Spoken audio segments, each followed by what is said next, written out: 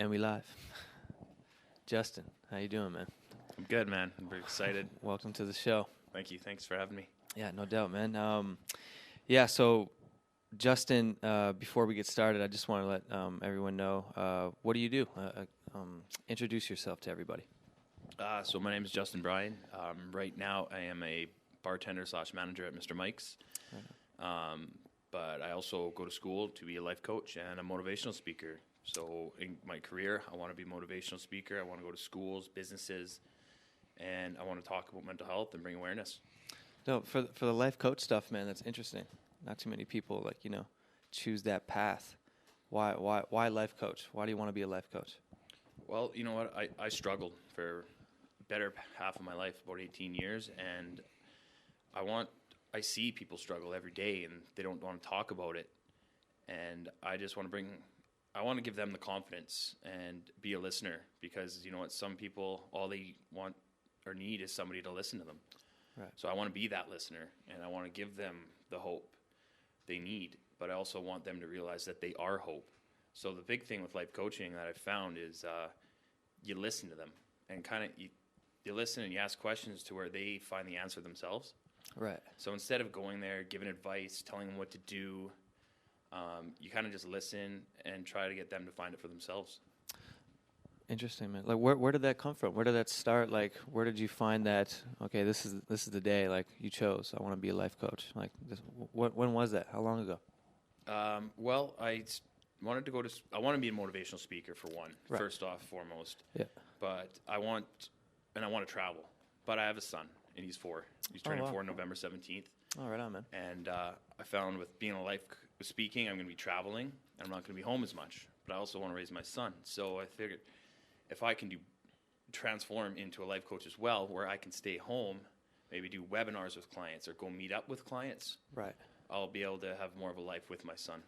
Wow, that's really cool, man. And the motivational speaker, is there influences that you saw or somebody you've seen that you look up to and be like, wow, like that's what I want to do type thing? Or is it just like, it just came naturally, how it kind of fell into your lap type of thing? No. Actually, the first ever person that I saw speaking and really hit me was Trent Shelton. Trent Shelton. That rings a bell. I'm not too sure that is. He has a book called The Greatest You. He used to be a football player.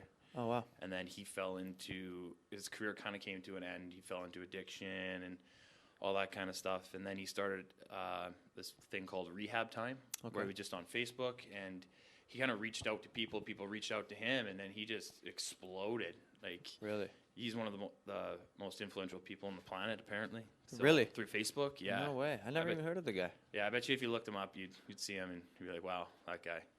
Wow, and how long he's been doing that for a long time, I guess? Yeah, I'm going to say I saw him on Facebook right pretty much when it first came about almost. So I guess I'd probably say at least 6 years I've kind of followed him. Oh, wow.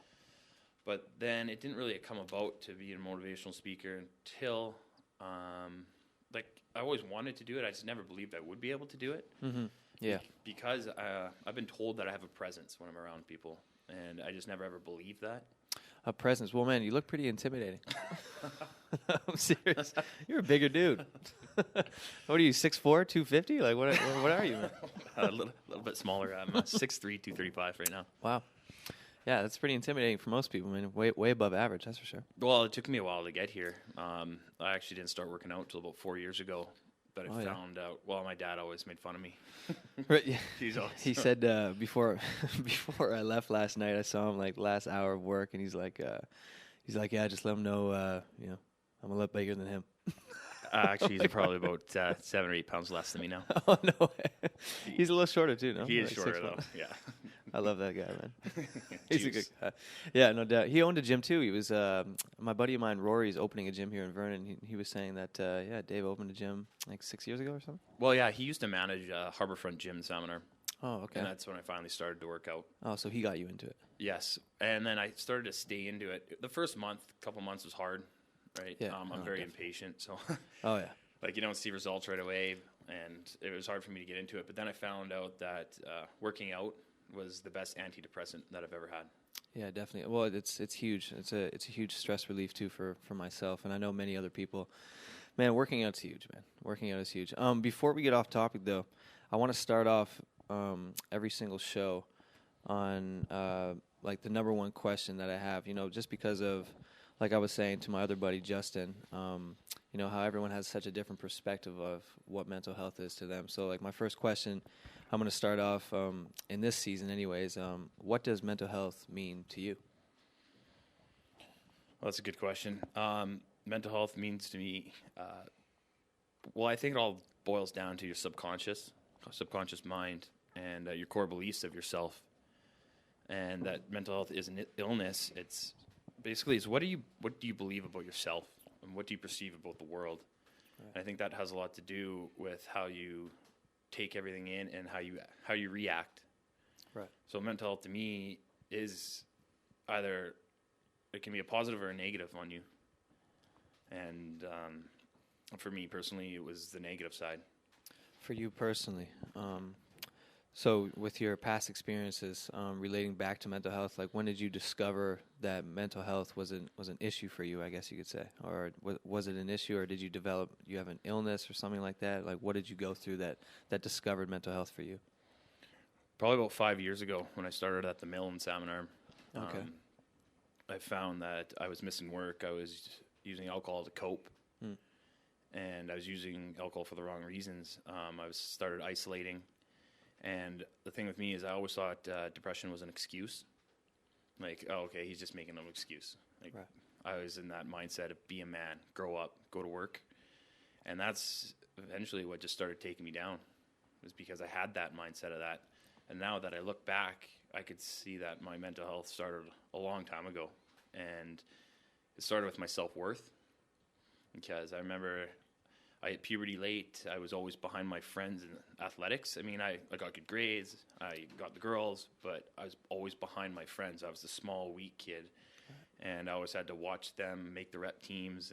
I made a couple rep teams, but I always had to watch them. I remember going to school, and they would wear their jerseys every Friday to the school, and I'd have to see that. And it really tore me apart. And I didn't realize it till not very long ago when I actually went to rehab, that it was a big part of my mental health and how it developed my self-worth. I felt worthless because I didn't feel like I was good enough. And I held on to that for so long when I just let it go.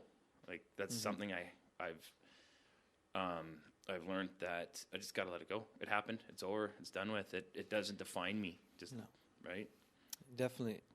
That's great. Well, man, I think a lot of that stuff, when I was discovering, mental health last year, I have a totally different story, obviously, just like everyone else. Mm-hmm.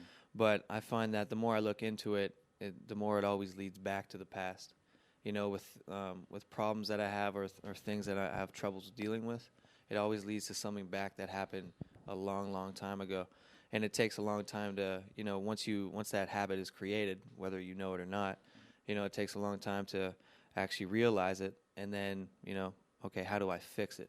But a lot of people don't really realize it, so they have no idea how to even come up with a solution. But, it's good on you for even, for finding it and recognizing it and then moving forward. A lot of people just don't know how to do that. And one of the reasons why I'm starting this, obviously, is so we can do that.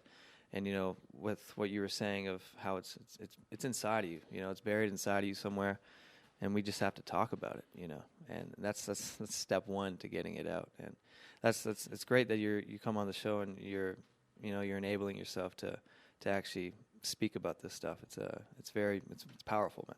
Yeah, well, it took me a long time to be able to do this. I mean, I had to get out of my comfort zone. Yeah. And for me, I used alcohol as a crutch. So it would be, how many drinks do I have to have to go out just to leave my house? Then is how many drinks do I have to have just to play hockey? How many drinks do I have to talk to that girl? How many drinks do I have to go on the dance floor? And so finally,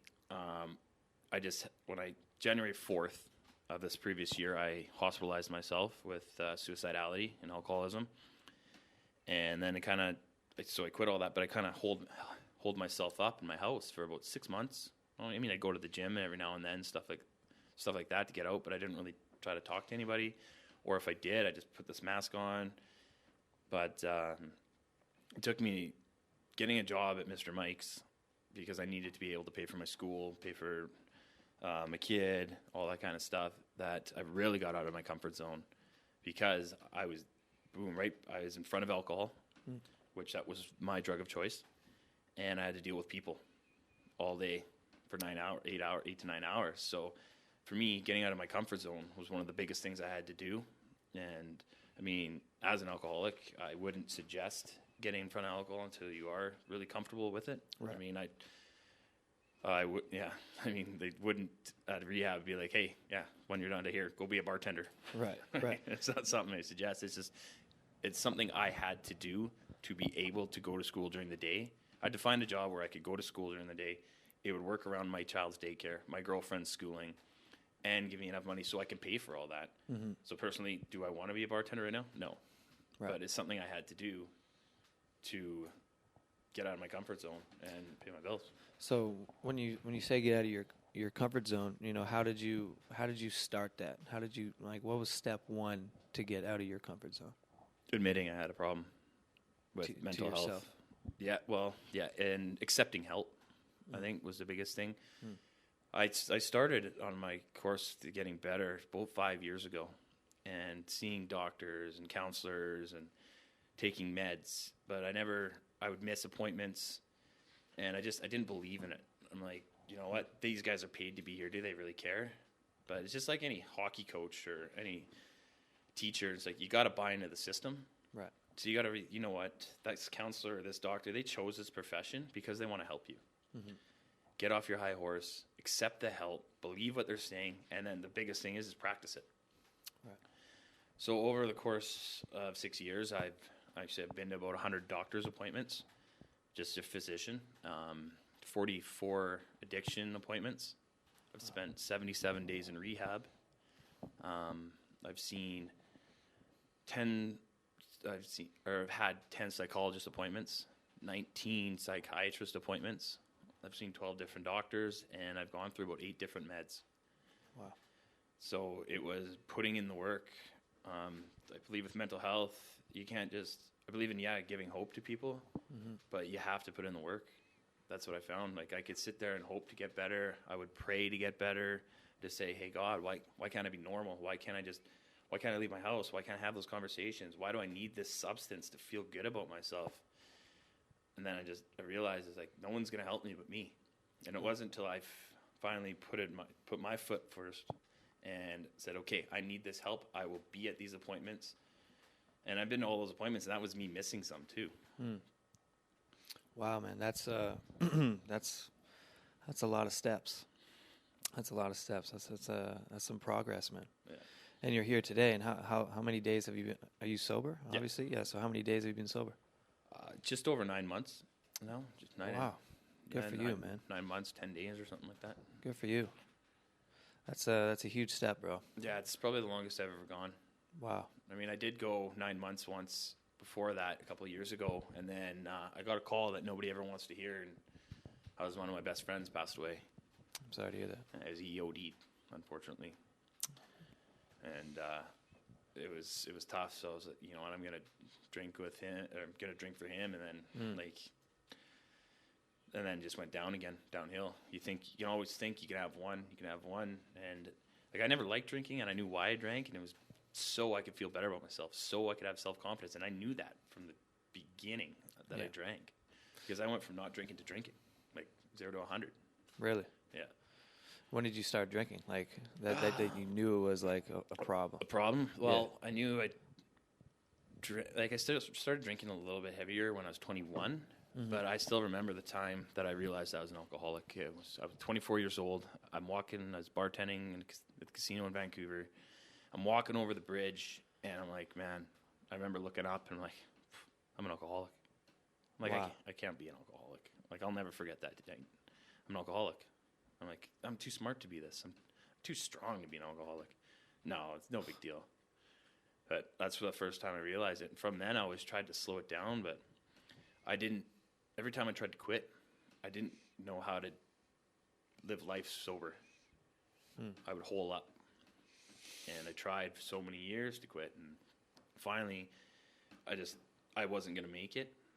So I decided I need to go to the hospital, or I'm not going to make it. I couldn't see myself at my kid's grad.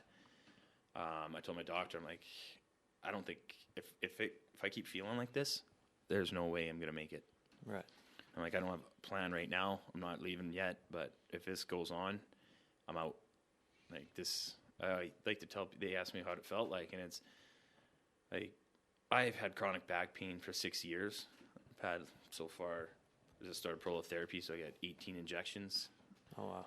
And I mean, I had to sit down and put my pants on, and that's nothing compared to the pain I felt mentally.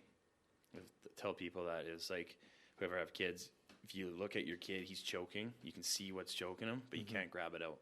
Right. That's what I felt every day. Wow.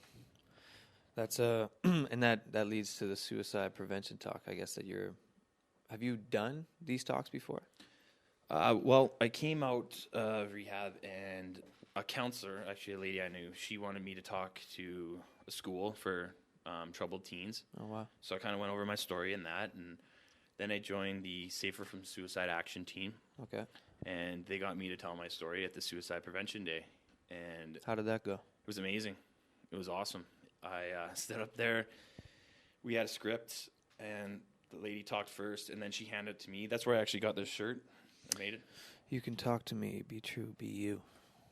Nice. Yeah, so I got that made for that talk, just so people can feel comfortable. Like, yeah, you can talk to me. Mm-hmm.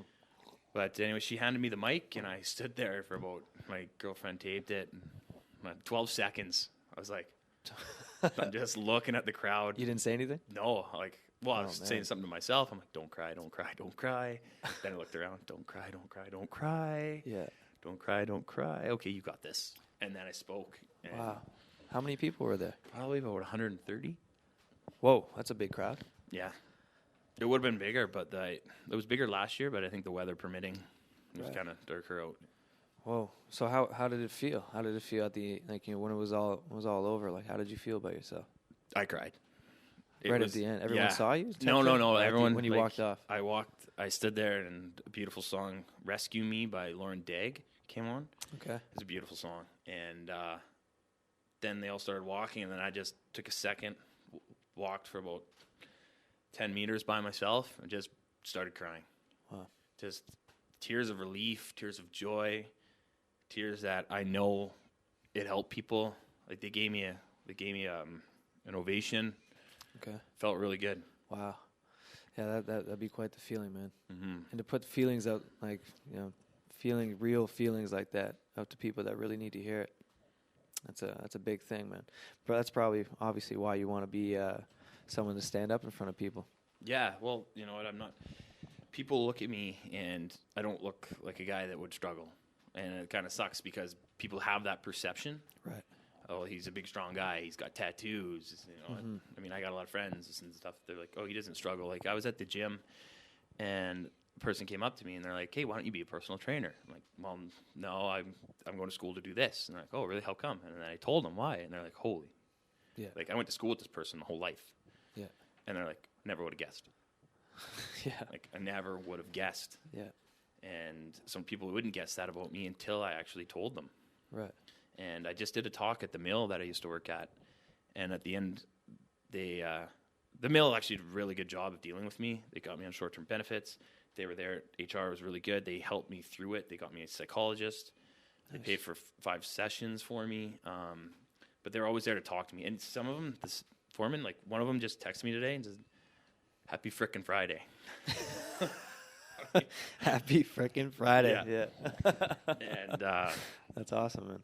Yeah, so they were there to talk to me, and the safety guy asked me at the end, he said, what could we have done to help you more? And I said, honestly, nothing. It's all up to me. You can only do so much before you have to help yourself. Yeah. Right? And another foreman's like, I learned a lot in your presentation yesterday, especially the importance of not holding anything in and trying to act tough. Also learned that I need to hit the gym. I'll always be there to listen if you need anyone. Keep using your experience to help others, and I can't explain how proud I am of you. Whoa. Yeah, so the mill did a really good job. Their foremen are unreal, and every workplace should have people like that that are comfortable enough to to send a message like that, just to talk, just to say, hey, man, how you doing today? Totally, man. That's that's a special environment, man. I'm lucky to work at I'm quitting, but I like the place that I work, Toko. They have a great system as well. You know, when I needed some time off, my story, my stepfather passed away last year. That's how I got into all this mental health stuff. You know, I was looking in because I was depressed for a while. You know, I didn't know how to deal with certain things. And when I went to them and told them I just need some time off, they just said whatever they can do, whatever it is. And that was a big thing for me, man. Like to have your workplace, have your back like that is, it just makes you feel really good. And, people are actually caring about you and wanting you to move forward from what you're going through, man. So that's huge, man. And I feel sorry for people that don't have those supports, because everyone needs those types of things. You know what I found is that if you don't have that support, you go out and look for that support. Right. Totally. Yeah. I have people, like after I did that talk, I posted on Facebook, I had about 800 likes, 115 comments or something. Nice. But then I also had people reaching out. Yeah. Like I went and met up with someone who I never would have guessed. He said, "Hey man, do you mind if we talk?" Yeah. And we were talking. We talked for about 2 hours last night. And he just said, I got no boys. He's like, I got all these girls texting me to see how I'm doing, but I got no boys texting me. And what I found was, I had the same thing. I have a couple good buddies that they text me. That's all I need. Mm-hmm. Joe being one of them. Yeah, man, I love Joe. I love Joe, man. As soon as he, I told him about the podcast, and then he's like, instantly, he comes back to me like 5 minutes later. Joe, he's all over the place. He's always like, he's a real rig worker. Like he never stops. He's like this all the time, even when there's nothing going on. But then he does a couple laps. He comes back to me. He's like, "Man, I got somebody I want you to meet. You have to. He needs to talk to you." I'm like, "All right, man. Like whatever, sure." I wasn't thinking much of it, And then all of a sudden, a week later, you pop up, and yeah, he's just that's a stand-up dude right there, Joe. Mm-hmm. Shout out Joe. He's in England right now. Yeah, hope you're having fun there, buddy. I hope he hears this, man. Yeah, I see all those pictures with his at the Wax Museum. Oh yeah. He was telling me he was gonna go there. Yeah, that's awesome, man. Yeah, for sure, bro. I also have a buddy, Caleb, and when I was going through my struggles, I heard a lot, like because I was drinking, right? And some friends were just like, "Man, you got to grow up. You got to man up. You got to get to work." And they get mad at me because I never text them back. I mean, I'm not angry at them because they don't understand it. Yeah. Right. But that's what I heard. And if I didn't text them back, they're just like, whatever.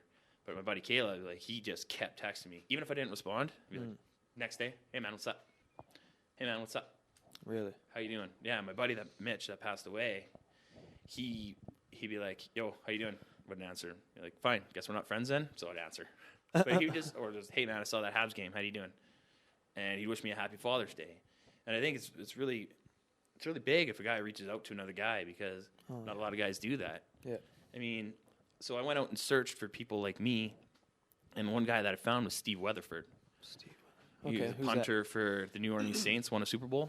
Okay, wow. Yeah, and he talks about vulnerability, and he talked about his addiction, and he talked about having an addiction. When he won the Super Bowl, he was 47 miles from his hometown, and the one day he deserved to party, he didn't. He won the Super Bowl, 47 miles from his hometown, and pretty much went to bed that night. Right. And he's like, "Is this it? Is this it? Is this all there is?" And so one of his things is what he just wanted to hear his dad say, "I'm proud of you." Wow. Like he won the Super Bowl and his dad came up. You could see it in his eyes, and he's like, "Man, he's gonna say it. He's gonna say it. He's gonna say it." And he didn't say it, and so he became really hard on himself. And guys don't realize that other guys complimenting you, like that's huge, right? Because it's not normal. It's not typical. Right. So then I reached out to him, and I've been chatting with him and stuff like that. And like he gets back to me when he can. He's a busy dude. Yeah. But he introduced me into this championship playbook. The group that he has is all about men, about family, fitness, faith, finance. It's all about men being vulnerable. Right? And I told him. I love that word, by the way. Vulnerability, man. It's authenticity. It's huge, man. Huge. That's, showing vulnerability is true toughness, right? That's what it is. I just listened to Lewis Howes on the way over here. And this guy's showing weakness is showing strength. Showing weakness, yeah. Right? Yeah. Totally. But I mean, like I had Steve Weatherford, I messaged him and I told him how I'm doing and stuff like that. And he's like, "Man, I'm proud of you. This football player, ex-NFLer, won a Super Bowl, doesn't even know me, just has seen me from point A to point B now. He's just like, proud of you. It's huge, man. So I found that guy, and I find this guy, Brien Novak. Like, he struggled himself, and he'll talk to me. He'll be like, "Hey, man, how you doing? How you doing?" And there's another guy from that was London Papa Michael. He has a podcast on turning pain into power. And these guys, I need to check him out. Truly want to help you, and it's amazing. And guys, a lot of people are like, "Oh, they're just internet, social media friends." You know what? That doesn't matter, because I could go and meet someone at the shopping mall or something, and it doesn't mean that they're more genuine than these dudes just because I'm not shaking his hand or looking him in the eyes, right? Yeah, definitely not. And when they go out of their way to a person they don't even know, to help you out, it's massive. Man, one thing that I found too with like starting Awarone, you know, like when I had this idea, you know, I just wanted to get the awareness out, you know. But one of the things I recognize is that, you know, there's not a lot of males. Like when I went to go volunteer at the Mental Health Association here in Vernon, 95% women, all women, and they're looking at me like, what does this 26-year-old want to do volunteer? You know what I mean? And then once I started talking about it to other people, people are kind of like, you know, I don't think this guy's really serious. Like, he doesn't look like he's not the stereotypical guy, you know. And it's huge for guys to step up and talk about what they're dealing with and what they're going through and their struggles, because it's not just women who can be sensitive and feminine all the time. You know, we need to come in and talk about our feelings too, and let other people know. Like, I'm not going to say like smaller men, you know, like guys that don't feel like they're a part of something, or they have a purpose, you know. It's just very important to speak about, man, and you're doing a great job doing that. No, it doesn't matter. Doesn't matter like what you look like. Doesn't matter like how you sound, you know. It's all about, you know, putting yourself out there, and you're doing a huge job, man. You're doing a great job doing that. Thanks, man. I appreciate it. Well, it's something I'm very passionate about, and I like doing it. Like, I love doing it. I love going and speaking, and like I work with this boys club. Right? Yeah. Tell me about that. Hopefully, I get you to come in and speak to these boys as well. Yeah, that'd be cool. So my friend actually works. My partner with Awarone, he works for the Boys and Girls Club, but he's just part time there. But do you just volunteer there? Or yeah, this is at a junior high. Oh, so okay. It's just for boys. It's kind of like for at-risk kids, but they can also volunteer to be in it. So we talk about what it's like to be a man, to really be a man. Okay. What it means to really be tough. Yeah. How to treat a woman, or how to treat a lady. Right, that's huge, and being respectful. And then we talk about mental health and bringing in other speakers. So hopefully, I told these boys right off the bat, I'm like, you come in here, you come with an open mind, you will learn, you will improve. Don't get me wrong, you are good enough as you are. Yeah. But if you come in with an open mind, you will improve. Yeah. And these boys have a really good opportunity here with it. And how many boys are in this group? I think about 12 right now. Okay. That's every Wednesday. And you've been doing this for how long? 3 weeks now. 3 weeks. Okay, cool. So it's a good start. Yeah.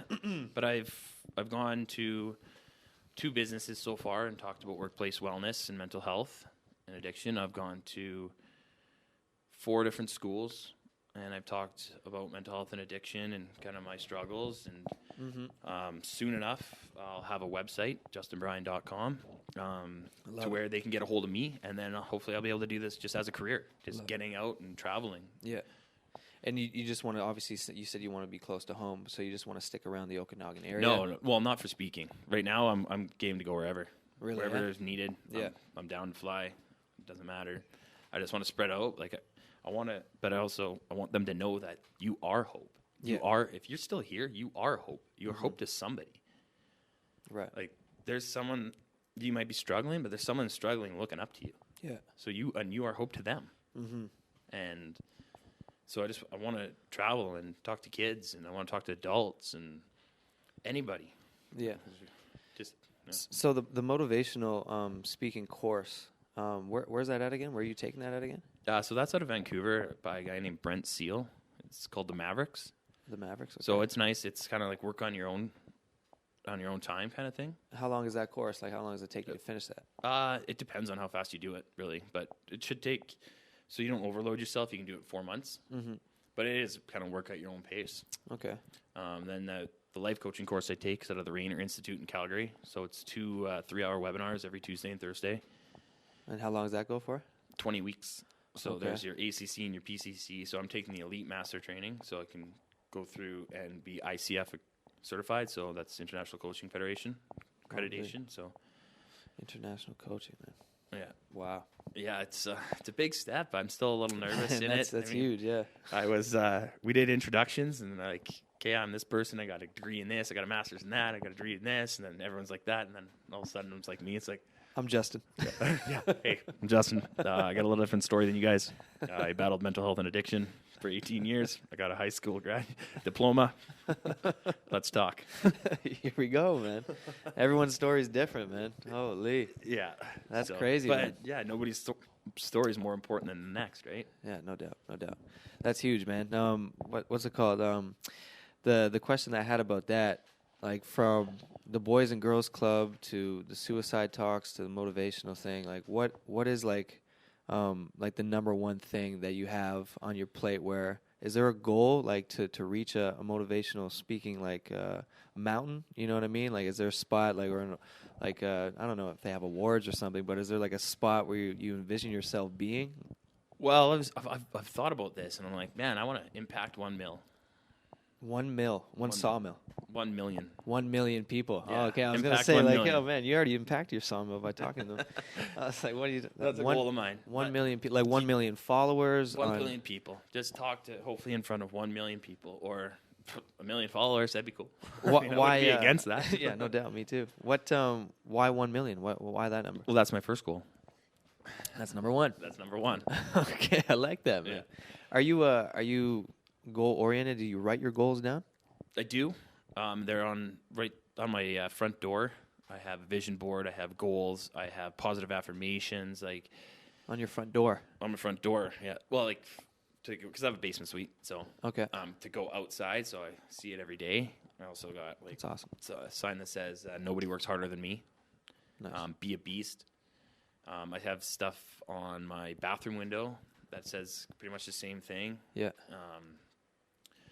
Before me and my son go to bed, we look at each other in the mirror and we say, I am strong, I am smart, I am kind, I will help others, I matter, I love myself, and I love my family. So I found doing positive affirmations really helps. Wow, man, that's actually really cool. Mm-hmm. I like to talk about goals, and I think I'm going to do it on a consistent basis on this podcast, just because I think they're so important. Just to put that that goal or whatever it is in your brain, and to see that every day too is a huge thing. And what it does in the long run, it's just it's very empowering as well. Mm-hmm. You know, and the positivity stuff is just that's huge. But I never heard in the back of the door, man. That's, I guess, if you're in a different type of living space, it's different. Yeah. But well, it's when you go, not the back, it's on my side. yeah. So when you definitely. walk out, you see it, yeah. right? And you have like pictures and stuff too. I think what is that called? A vision board. Vision board. Yeah, I've heard about that too. Mm-hmm. That's a pretty cool thing. I put sticky notes and stuff on my mirror, but it's just, Yeah, that's what I have on my mirror. They're sticky notes. yeah, just little sticky notes, man. It's just like it's great to have reminders, man. I like that stuff. I call it, well, it's from this book that I listened to called "Can't Hurt Me" by David Goggins. Love Yeah. David Goggins. He's the man, bro. He's the man. When his book came out last year, I was like, okay, this looks like something that can be interesting to listen to or read, because I saw his podcast with Joe Rogan, and then after that, you know, that's actually when I started listening to a lot of podcasts. Right after the first one with David Goggins, and then I listened to his book, man, and The Accountability Mirror. Have you listened to the book or read it? No, I haven't, not yet. No, it's on my list. Great. Listen, man, talk about hardships, you know, that people deal with, and, you know, back to the mental health thing of like where you start, you know, that it has nothing to do with where you want to go, you know, and that's something that people should definitely, you know, realize, is that, you know, you can come from literally the dirt and still be a person that people look up to and get inspired by, no matter what you've been through, you know, as long as you have a certain mindset and goals, you know, and focus on those goals. It's huge, man. Yeah. Well, when I was in rehab, one of our counselors talked about these two brothers had a abusive alcoholic dad, And in the end, one ended up in jail, one ended up a lawyer. Wow. So it's all the power of choice and how you see the world. And that's when it comes back to your subconscious minds and your belief of the world, your belief of yourself, your self-worth. Because you can have your subconscious can react on an experience that's happened to you a long time ago that you didn't even know. Right. Like something you saw happen to somebody else, something that happened to you, and all of a sudden that's your subconscious mind is trying to protect you. Right. Do you have any siblings? Yes, I have one sister. I have a half brother, and I have about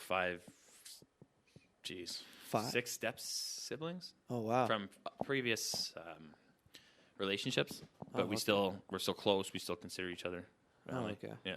So what does your siblings do? My sister actually is the epitome of the most gracious person ever. She gets people at kind of unemployable people jobs in Saskatoon. Oh wow! She works for the Red Cross, and she helps girls that can't afford grad experiences. She gets them dresses and limos and stuff like that. Oh wow! She's just won Woman of the Year for the third award or something. Woman of the Year, Saskatoon, yeah. No way. Yeah. How do you win? How do you get nominated for something like that? Be a white knight. Does she not sleep? Like, holy. Yeah, I don't think much. And yeah, she went to school and put herself through schooling and stuff. So, yeah. Oh, good for her. Yeah. What's her name? Her name's Kayla. Kayla. Yeah. Hi, Kayla. How you doing? Hope you're listening. Yeah, she follows you now. Oh, no way. Yeah. Oh, that's awesome, man. Wow, that's very gracious. Mm-hmm. And what about your other siblings? Well, they're all scattered all over Vancouver. They're one's in Saskatoon as well. Okay. They're in Salmon Arm. They do lots of different jobs from up north to construction to clothing lines and working at a clothing store. Sorry. Oh, okay, cool. Retail. Yeah, Nice. like that, yeah. Nice, man. That's a great sister though. Yeah.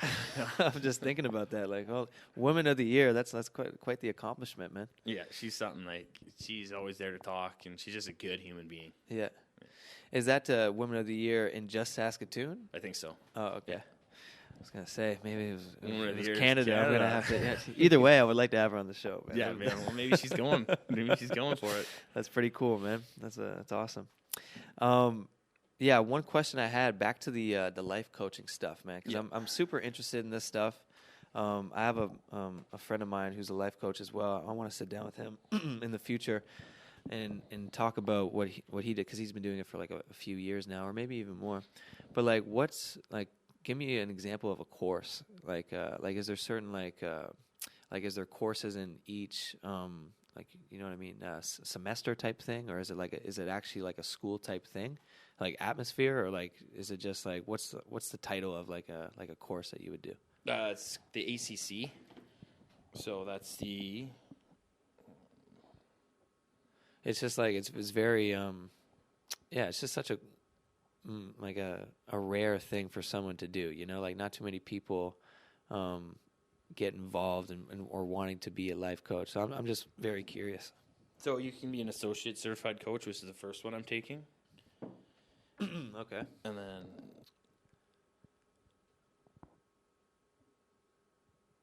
it goes into the professional coaching, professional certified coach. Professional certified. So right now we kind of, you go in and you sit down with them and you just say, so where do you want to start? And then you let them go. And then you kind of want to see, you want to get their current reality to their imagined future. You want to get the focus, and you want to get the takeaway. Right. So this whole time you're trying to let them come up with it, right? Because you're not a therapist. You're not there to give advice.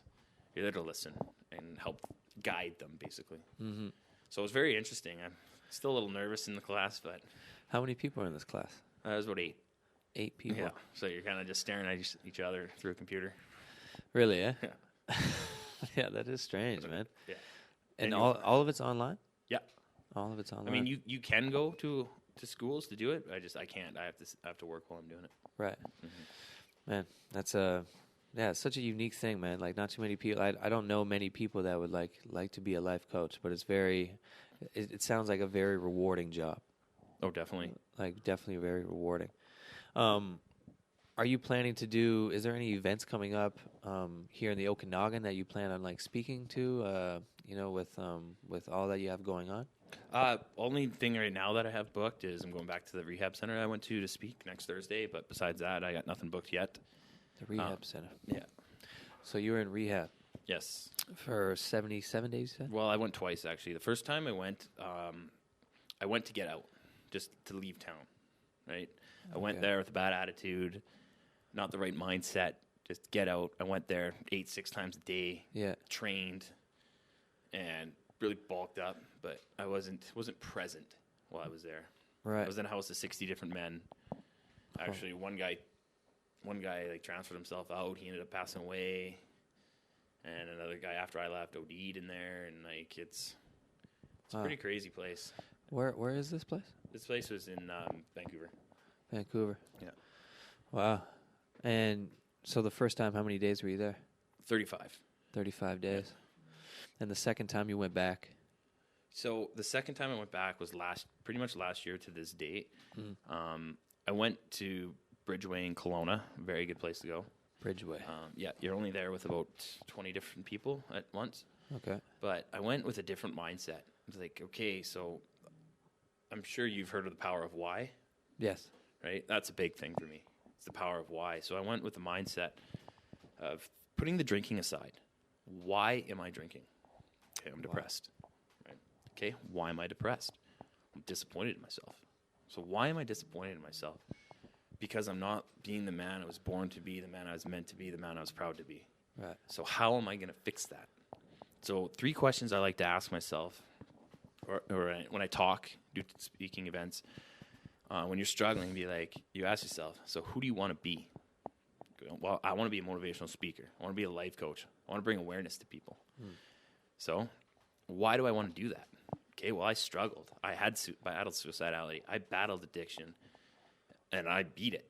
Well, you still have your ups and down days, but so that's why. And I want to help people. So my last question is, so how am I going to get there? I quit drinking. I go to my counseling appointments. I built a team of psychiatrists, psychologists, doctors to help me not go back. My girlfriend's really, really patient with me. She helps me out because I punished my brain with concussions, drugs, and alcohol. It's going to take me 2-3 years. Like, I battle post-concussion syndrome still. Oh, wow. And it's going to take 3 years to probably get 2 to 3 years, they say, to get your brain better. So I take supplements for that. But how am I going to get there? I'm just going to work hard every day and do what needs to be done. Get out of my comfort zone. So when I see someone struggling, I'm like, okay, well, just remind yourself, who do you want to be? Why do you want to do it? How are you going to get there? So I went into rehab, and I basically learned on how to cope. So we went over a week of gratitude, a week of mindfulness, a week of anger, and a week of guilt and shame, and then a week of forgiveness. Wow. So, man, talk to me about that. My grandmother just did a course in mindfulness, but the gratitude as well. Like, what was the practices, or give me an example? So you just want to, you kind of want to like live in the moment. Just get up and be like, oh, when you're taking a walk, be like, oh, look at that tree. Yeah. Like, look at that sun. Like, take in what you see, smells, stuff like that. Be grateful. Gratitude is huge. Like, having a gratitude journal. I didn't realize the power of gratitude as well. I have one of those too. Yeah. Yeah. Yeah. Well, my mom's friend, my mom's best friend, like, she's an aunt to me. Yeah, the 5-minute journal. I have it over there. I'll show you after. But I got Think and Grow Rich as well. Oh, it's one of my favorite books, man. It's all about the mind in that one. Yeah. Yeah. But yeah, having a journal, and like the other day, I came home. I had such a long day, bro. Like this was like a month ago, and I came home and I was like writing out a couple things that I'm grateful for, and then I'm listening to this song that just came on, and I'm like, man, I'm grateful for sound. Like just small things like that. It just makes you think, like, wow, like. Just the little things are important, man. Well, if you keep your mind in that positive state, it's hard to get out of that. Because because it's easy to be naturally negative. Yes. It's easy to be negative. Anybody can be negative. It's hard to be positive all the time. Yeah. And like those people that are positive all the time, I'm like, man, who are you?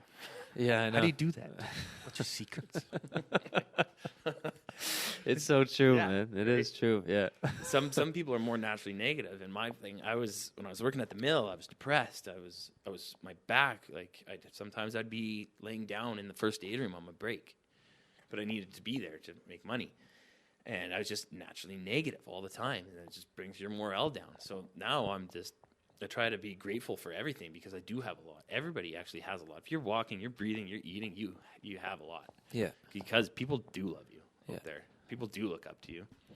So I started being like, okay, I'm grateful for this. I'm grateful for that. And then you just start, all of a sudden, you're smiling to yourself. You're like, feels good. Yeah. You know what? This is awesome. I should be grateful more often. Yeah, man. Yeah, it's a huge practice, bro. Yeah.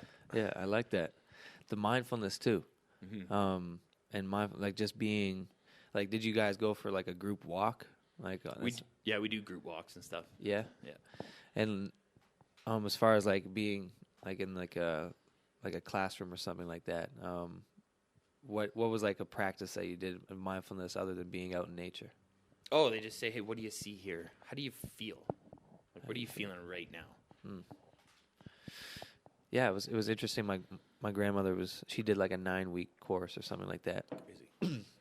And there was like 20 people in a course, and she was saying like they would go for a walk outside, and it was just funny because if you're driving on the highway looking at these people, you'd be like, what the hell? But they were all like walking slow motion on the side of the road.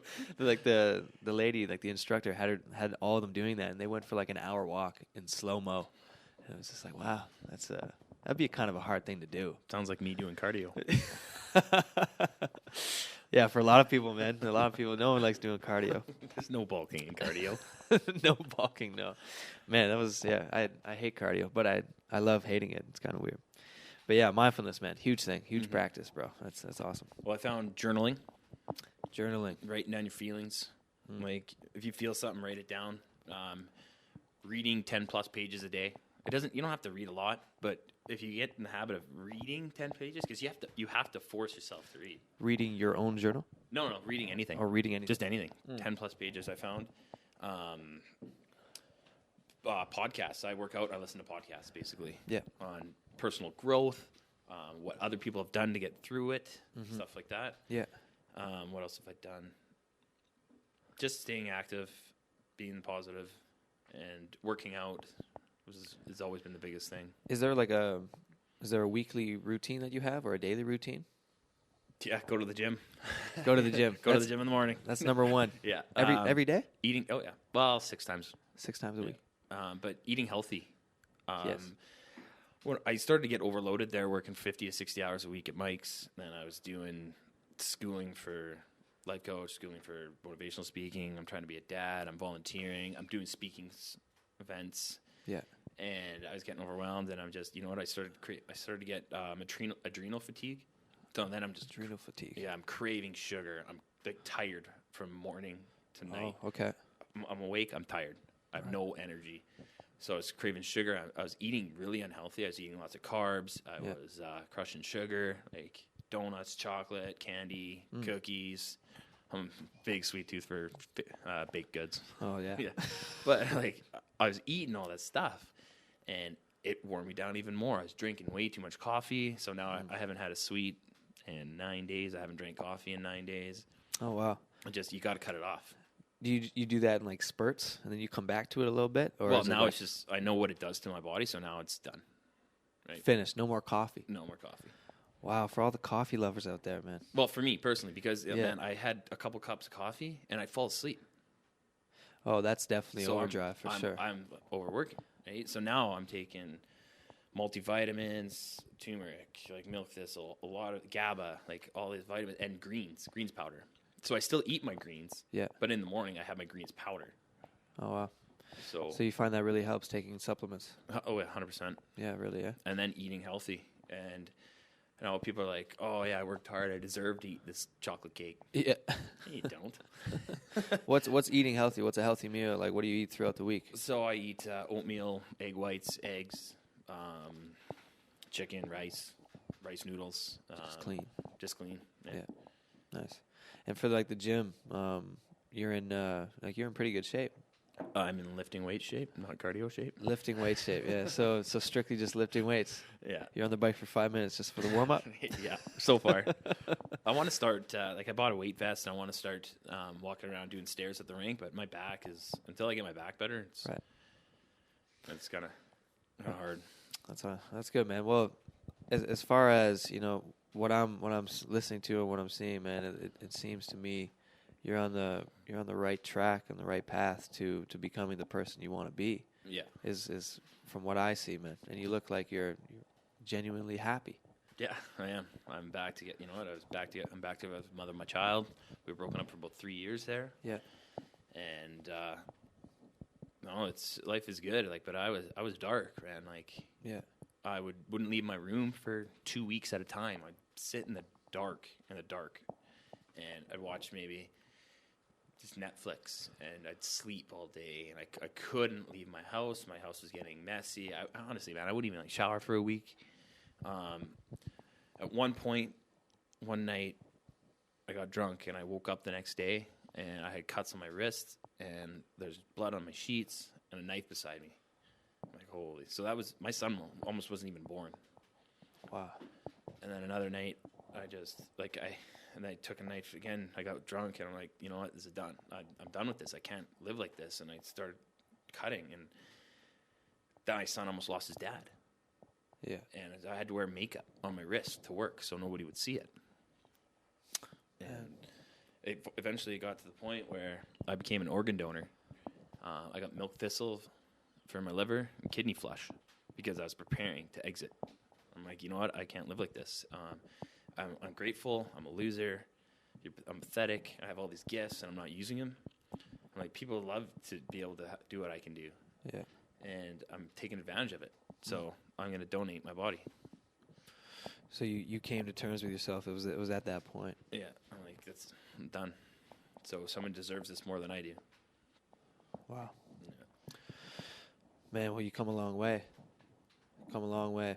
You know, picturing my kid without a father is pretty much what saved me. If I didn't have a son, I don't know if I'd be here.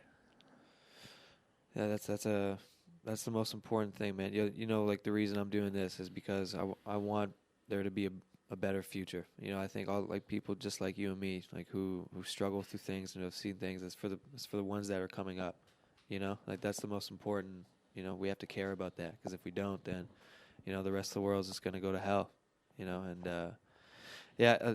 When I was when I was younger and looking up to people, I always used to I'd just be mesmerized by some, I was a big basketball fan. Well, I still am, but looking up to some basketball players, I'm just I wanted to be like them, or looking up to my dad or my older brother, and seeing what they did. And it's so big for kids, man, to have people to look up to and to say the right things, and to be able to tell them to open up and be yourself. It's a big thing, man. It's a huge thing. And you being a father, how has that had how has it changed? Has it really changed your mindset on how you are as a man? Yeah, yes and no. I want to raise him with the same morals I want to speak to people with, right? Right. I want to be positive. I want him to see a hard worker. I want him to know that discipline and work ethic will get you everywhere. Right. But I also want people to see that. I want to be a good influence on him. I want him to see, and people to see positive, healthy lifestyles. Yeah. I want everybody to see that, not just my son. Right. Well, it's still I feel that if I had a kid, I would just go that much harder, because I would want him to prosper as well, to be thinking like that, where it's just you watch what I'm doing. I don't know if you saw the Joker movie. No, not yet. I heard it's pretty good though. Yeah, man, it's the craziest thing to me about the whole thing is how much your environment impacts you.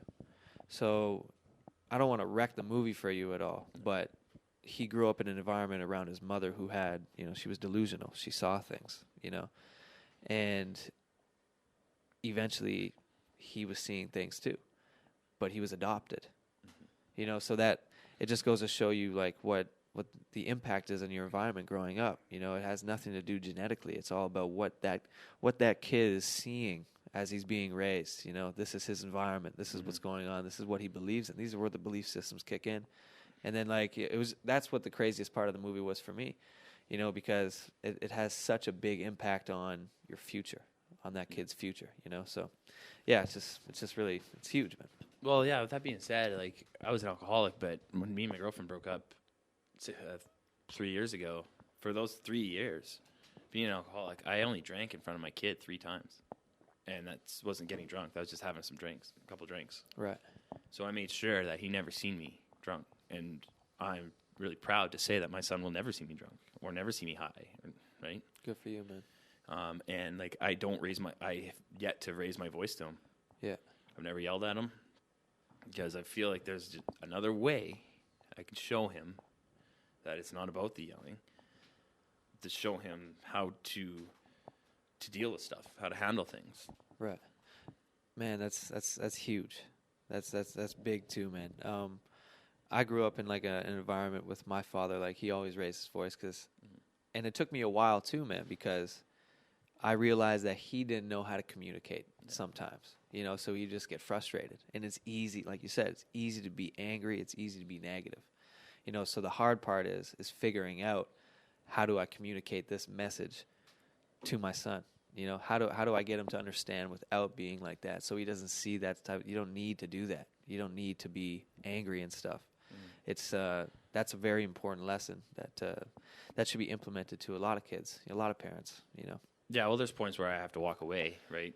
Yeah, for sure. I just okay, yeah, I'm walking away. But I also think that from a young age, you should try and explain things to your kid. Talk to them, maybe dumb it down a little bit, but explain everything to them, right? Kind of thing, as best as you can. Yeah.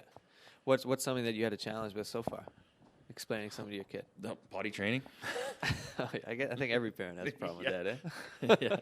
I don't ever want to experience that. Yeah.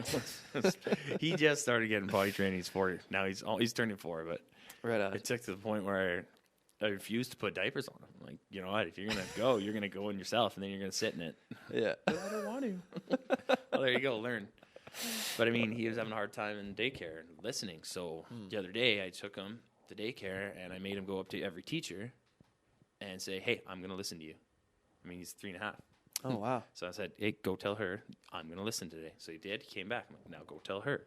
He came back. I'm like, "Now go tell her."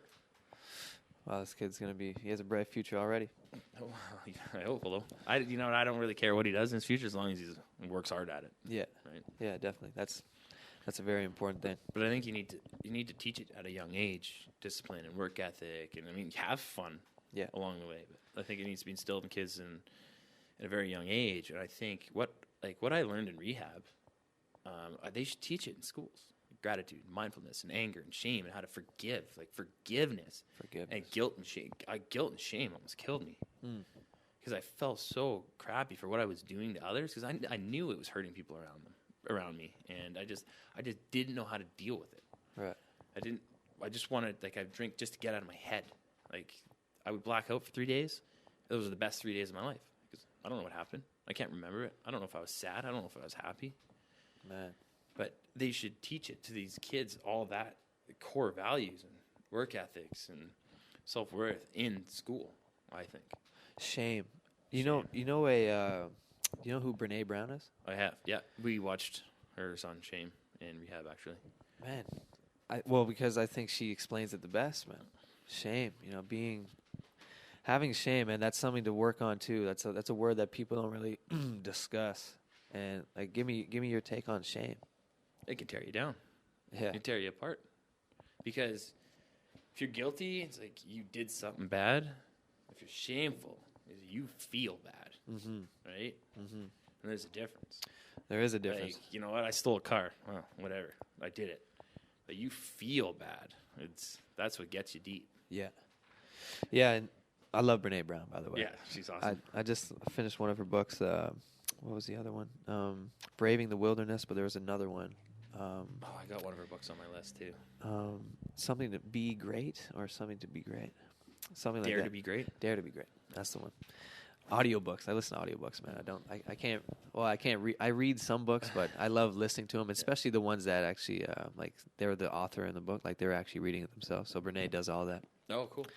But yeah, it's just it's something that I never even really. I just discovered pretty much what shame was earlier this year, you know. And then you get to self-reflect a little bit on what I feel so ashamed of. You know what I mean? Like, why am I feeling the shame? And it's I think it's a word that should be talked about a lot more, just like vulnerability, just because it's real emotion, man. And it's putting yourself out there, and then it's like, you know, then again, it's correcting it, finding a solution, and then working towards something else, because you don't want to feel like that, man.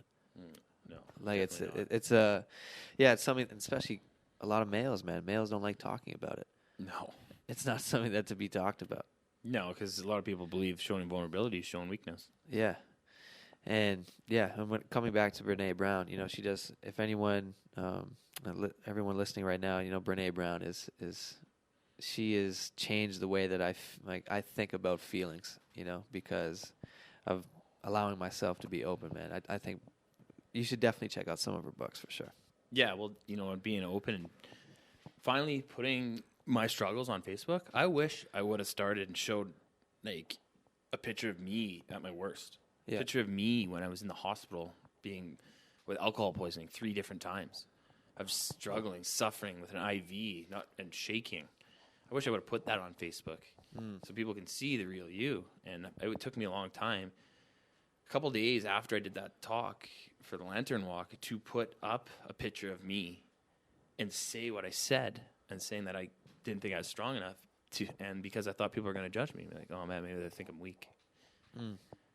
Right? It's the fear of judgment, man. That's what kills a lot of people. You know, everyone has fear. Everyone has fear, but fear of, like, with the social media stuff, do you feel that's the most fear that you get from, like, when you're putting something out to the world, or is it more fear of, like, face-to-face people? You know, when you tell someone, this is what I'm doing. You know, are you more afraid of that, or are you more afraid of actually putting something out on social media and explaining what's going on? I think with social media, because everybody sees that at once. At least you got a chance to have a conversation and explain it when you're one-on-one. Yeah. Right? I feel it's both sometimes for me, but... Yeah. Well, I found, honestly, talking in front of strangers way easier than talking to my friends about it. Really? Oh, 100%. Well, man, that's different. Yeah, I feel like they're going to... I've always felt like, okay, they're going to judge me, but they're not. You probably won't judge me. It's me judging me. Right. And I found like I was my own worst enemy, because I was in such a low state that I'd almost like make up conversations. Be like, okay, I'm going to tell him this, and then he's going to say this, and then I'm going to feel this, and then it's like, and then we haven't even had a conversation yet.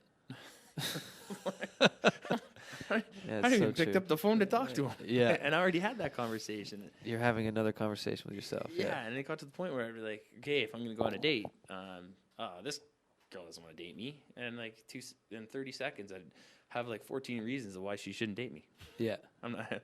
Why we're not going to work out. Yeah. She doesn't want to date me. I don't even let her. It's just yeah, man. Yeah, having a conversation with yourself. That's one of the hardest ones, man. Yeah. Being fearful of that, man. That's a big thing. But you know what a lot of people think? They're walking down the road and you're thinking, oh man, they're judging me. No, what they're really doing is thinking what you're thinking about them, thinking about themselves. Yeah. They're not thinking about you. They're thinking about what you're thinking of them. That's a fact. Right? Yeah, that's a fact, man. When you get up in front of that, or when you did get up in front of that 130 people, you know, give me a thought that went through your head. Don't cry. That's it? That's all you were thinking? Well, just be me. Like, be you. It's all that matters. Right. That's why I got this be true, be you. I'm gonna be true, be you. Make a clothing line. It's be true, be you. Yeah. Because nobody knew who I was for the longest time. I was that big, strong guy, the hard worker that worked at the mill and made people laugh, but they didn't know I was suffering. Like, I'm lucky I never hurt somebody when I was working there, because in my mind, I was thinking, will I make it? I could work across from you and I'd forget your name. Right. Because I was never present. So I wasn't being true. I was just trying to make people laugh because it'd make me comfortable. Yeah. And working in an environment like that, you know, I can relate, you know, working in a sawmill, there's a lot of, that's the mentality, and there's not too many women that work there, so it's a hard laboring, long days, mental grind, struggle. Monotony. That's what it is, and I can relate to that with the guys, the environment, because all these dudes want to be so strong all the time, man. Yeah. That's all they want to do. Like, they just want to say, I threw this amount of wood today, or I did this today, and I'm a man for doing that. But they don't give themselves a break, man, and they don't give guys credit for being open and vulnerable and stuff like that, and talking about their feelings, man. Yeah. So if anything, if anyone's getting anything out of this podcast, it's to whatever environment you're in, especially if you're in a very masculine environment, is to open up, man. Like, to let people know how you feel, all the time, no matter what you're going through, man. I feel that's the biggest thing for me, working in that type of spot. Mm-hmm. It's just, letting the guys know around you. Even, mostly, I think, going one-on-one with those guys, and letting them know, and then everyone knows, but you talk to them one-on-one instead of obviously like in a safety meeting or something like that. Yeah. You know what I mean? Well, and don't be an ear, but don't try to solve their problem. Right? Just listen. Yeah. Right? Listening, man. Listening is huge, yeah. And that's one of the biggest things about life coaching. Yeah. Active listening. Active listening. Yeah. So, like, in these courses that you're doing, like, do they teach you about how to listen better? Yeah, well, they just, taking notes is one thing. So okay. When you're with a client, you take notes and you're listening and you try to repeat back to them and write down a statement. Yeah. So, and just, you want to be engaged and stop. One thing I found is stop thinking about what you're going to say to them when they're done, and trust what you're going to say to them when they're done. Just trust that you're going to know what to say. Trust. Instead of thinking, okay, he's almost done. Now I'm missing what he's saying, but I'm going to say this. Oh, I see what you mean. Yeah, I see what you mean. Okay, I'm going to take it in. Yeah. Okay, boom, my turn. Okay, here's what I'm going to say. Okay. And just trusting that you're going to say the right thing at the right time. Right. And if you don't, so what? Whatever. Right. It is what it is. Yeah. Well, that's a good way to start listening, man. Yeah, well, listening to people, man, especially with I feel like when you open a conversation to somebody when you're talking, and you can just feel that they want to get something off their chest because they, and back in the day, I would have probably like said something or cut them off and said, like, give them something of my perspective or something like that. But now I find, man, like the more I talk to people, it's just like, you let them talk, because maybe it's just they just want to talk and they just need somebody to listen to them, And I feel that you get more connected just by sitting there and being like, just being, oh yeah, like just being calm and cool, and then once they're done talking, and then being like, oh, right on, man, or just give a couple sentences back, and then it's way more of a bigger connection, man, because they feel like that you actually cared about what they were saying, So I think listening is huge, man. Yeah, well, even our instructors talk about, we're going in to coach a client, and all of a sudden an hour is up, and all they did was talk, and then at the end, how do you feel? I feel great. Yeah. You just needed to talk. That's right? All you need to do, man.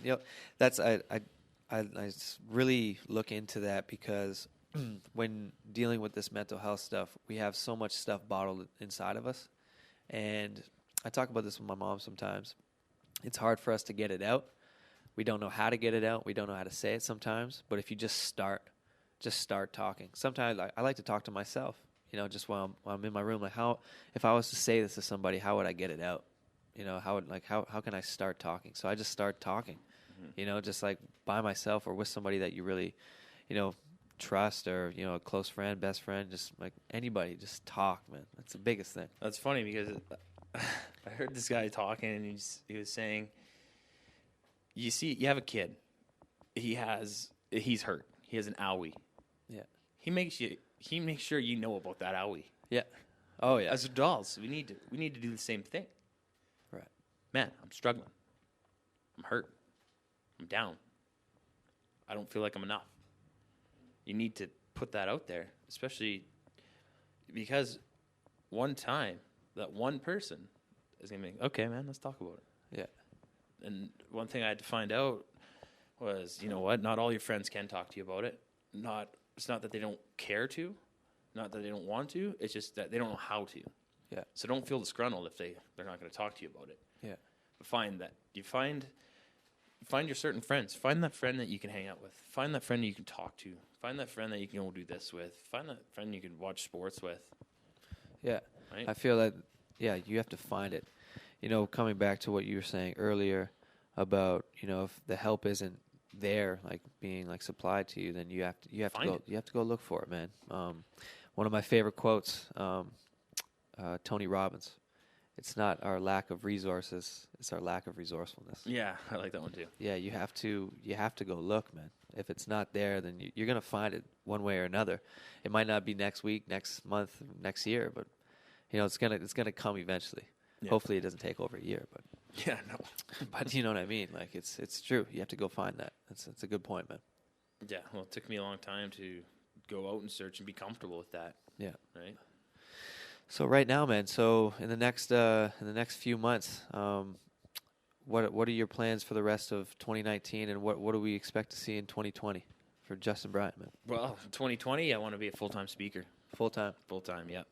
My motivational course is almost up. My life coaching course will be up in February. Yeah. Not that I don't like Mr. Mike's. I really love. They treat me well there. I like bartending. I love interacting. Yeah. But I want to be a speaker. I want to be out of there. Yeah. I want to be my own boss. So 2020. I want to help. 2020. I'll be raring to go. I mean, by next week, I'll have my website up. Awesome. So where people can reach me. People can book me. JustinBrien.com. JustinBrien.com. Yep. Awesome. My number will be on there. My email. Then you can reach me if you would like a speaking engagement. Just reach out. Yeah, and for events, man, how does that work? Like, how do you reach out to like events? Do people reach out to you, or do you reach out to places? Like, how do you get involved in an event like that to go up and speak? Well, I've been working with the Canadian Mental Health Association, so I've done a lot through them. Oh, really? Yeah, and through schools. I told the mill that I would love to come and do a talk there, and they welcomed me. I think inserting yourself into the social community, right, and then to where I did a talk at one school, then the junior high vice principal got a hold of me and said, "Hey, we're doing this. Do you want to be involved?" Right. And it is doing a lot of volunteer work. Yeah, you have to start somewhere. Though. Yeah, right. Yeah. And I mean, the volunteer work's just as good for me. Yeah. Like, because I want to see these boys succeed. Right. And I want they have a good opportunity to that, as long as they take it in. Yeah. Wow. So you just need to get yourself out there. Yeah, just at social media. Yeah, get yourself out there. Get yourself a webpage. Right. And the social media platforms, you want to tell people where you at? What platforms are you on? I'm on Instagram and Facebook. Instagram and Facebook. Just Justin Brien. Okay. And do you have any YouTube videos out yet? Like no, not yet. No, not the one that you did with that your girlfriend taped. No, I haven't put it on there. No. Are you too scared? Like, no. I just haven't even thought about it yet. Oh man, I would love to see it. Okay. Yeah, I'll see if I can get a copy. Yeah. That'd be awesome. I'll have to get one for my dad's. I think my dad's girlfriend or wife has a better one. There's a whole full one, both of us speaking. But a goal of mine is to do a TED Talk. I love TED Talks, bro. Yeah. Love TED Talks. Mm-hmm. So that's a goal of mine for sure. That's a huge goal, man. I would love to see you up there. Yeah. That would be pretty cool, man. There is a TED Talk coming up in November, but I'm not going to be. I wanted to go to it, but it's actually really expensive to go to these things. Eh? Is it? Man, I think a ticket's it's over a few $100. Is it in Vancouver? This one is in Calgary. Oh, okay. Yeah. But man, yeah, that would be, if you ever do get invited to something, especially if it's in Vancouver, something close to here, man. Mm-hmm. Please let me know. Oh, definitely. Have you ever been to a TED Talk? No, I haven't. No, I haven't. No, I've just watched videos, but I know that my motivational speaking coach, he's done one. Brett Really? Seal, yeah. Wow. So that's like when you know that you're onto something. I feel you know you've made it. You know, almost. Yeah. This guy that is biking around. He connected with me through Awarone, through my Instagram. Ryan Phillips. Have you ever heard of him? He's he's a big activist, man. He just did a huge bike around the world, or around Canada, sorry. And he's pretty much just raising awareness for mental health. Yeah. And so I think he's going to do his second TED Talk. I'm not too sure where it is, but I'll send you the link or whatever. But it's pretty cool, man. It's pretty cool to know somebody that's done a TED Talk. I don't Yeah, know, no doubt. I was like, man, this guy's doing a TED Talk. I just gave him like, congrats, bro. That's awesome. I can't wait to see it or whatever. But I think one of the biggest things I just want someone to come up to me, kind of be like, hey, man, because of you, I made it. I'm still here. Yeah. And that's worth it. I mean, I suffered for 18 years, and I wouldn't change it for a second, because I have the rare opportunity to be able to turn my struggle into something positive, right, and to help. And if I didn't struggle for that 18 years, I wouldn't get to help people. Right. And so I would struggle again if I had to help these people. Good for you, man. That's is there anything else you'd like to say before we close off here, to anybody listening, that you want anyone to hear or to know? Or what would you like to end off with? My girlfriend Renee, thanks for sticking with me. Thanks for always believing in me. You put up with a lot from me. Thanks for being by my side. To my son Teo, I love you, buddy. You're my rock. You're my hero. Caleb, Joe, thanks for checking up on me. Thanks for believing in me. Thanks for not giving up on me. That means the world to me. My family, thanks for being patient. And just to everybody who didn't give up on me. Like, you have no idea what it means to me. The mill, you really showed me my self-worth, and you really showed me how much you cared and how much people doing little things for somebody means something. Like, I'm really grateful for that. I'm really grateful for the people that are still in my life today. That's awesome, man.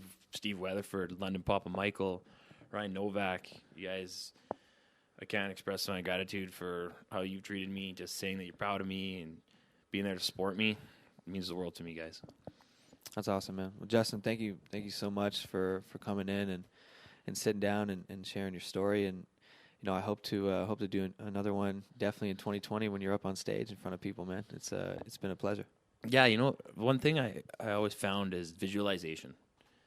Definitely. Right? Definitely. Once I started visualizing myself speaking on stage, I'm like, I'm going to do it. That's it. Once I visualized myself being sober. Yeah. Once I visualized myself being happy, raising my son, doing it. Visualize everything. So you see yourself there, you're almost there. Yeah. Same for me, man. Same for me. Visualizing. Like, I was talking about starting a podcast literally just over a month ago, and I was just like, "How do I do this? I'm gonna do it. Just fucking do it, right, bro?" And like it's like once you just tell your mind something, man. Yeah. Once you say that to yourself, it's like, okay, this is it. I don't care what's going on in my life. I'm just gonna do the steps to get there. Mm-hmm.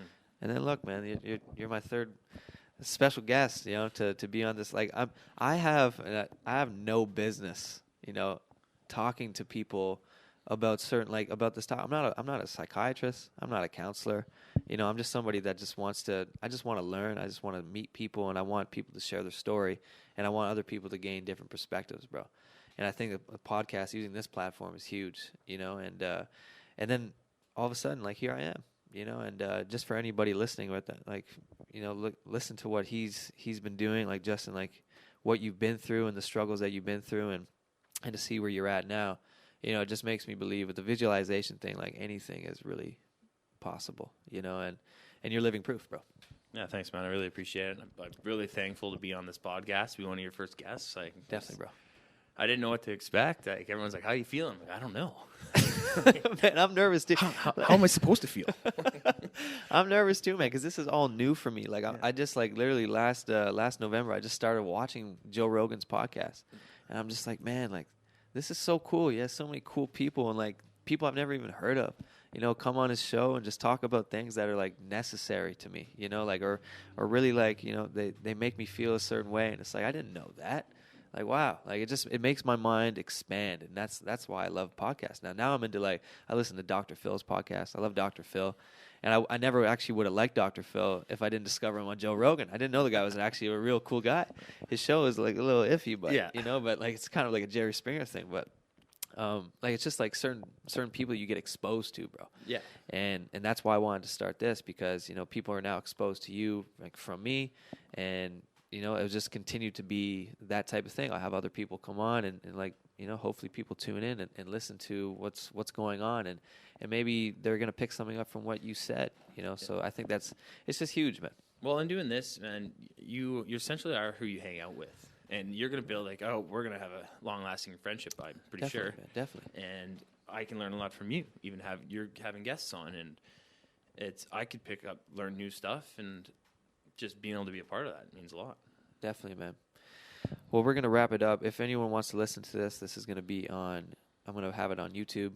I'm going to probably after my next, I'm doing another one tomorrow. After I have a solid 3 or 4 in the post-production, then I'll start launching them one by one. But we're going to be on Apple iTunes, Spotify, SoundCloud, and YouTube. And then if anyone wants just to listen, it's going to be on my my website at wearoneapparel.com. So awesome, buddy. That's where I'll be. So thank you very much, bro. Hey, man. I Thanks really for having appreciate me. it, man. It's been a pleasure. You guys have a good one. Take care.